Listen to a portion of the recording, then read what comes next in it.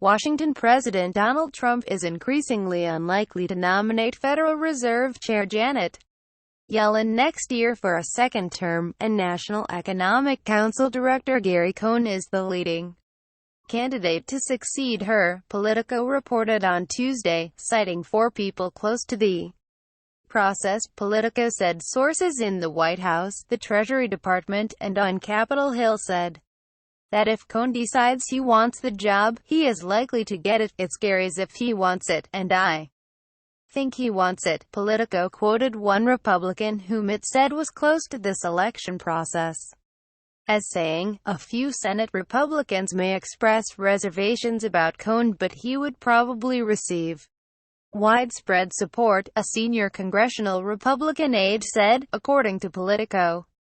In response to a query from Reuters, White House spokeswoman Natalie Strom said, "Gary is focused on his responsibilities at the NEC. Cohn, a Democrat and former Goldman Sachs president, did not work on Trump's campaign and only got to know him after the November election." Yellen took over from Ben Bernanke as Fed chair in February 2014 with the U.S. economic recovery from the 2008 financial crisis still on shaky ground. She has made no secret she puts a priority on growth in jobs and wages, and a broad recovery in U.S. household wealth. Yellen begins 2 days of congressional testimony on Wednesday on the Fed's semi-annual report on the state of the U.S. economy.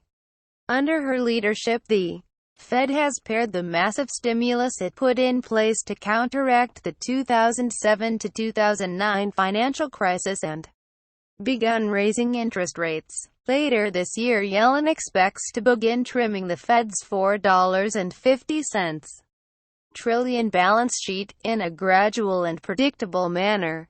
"I do think the Fed's trying to set a course toward normalization that won't be knocked out by a new Fed chair," said Eric Stein, co-director of Global Income at Eaton Vance.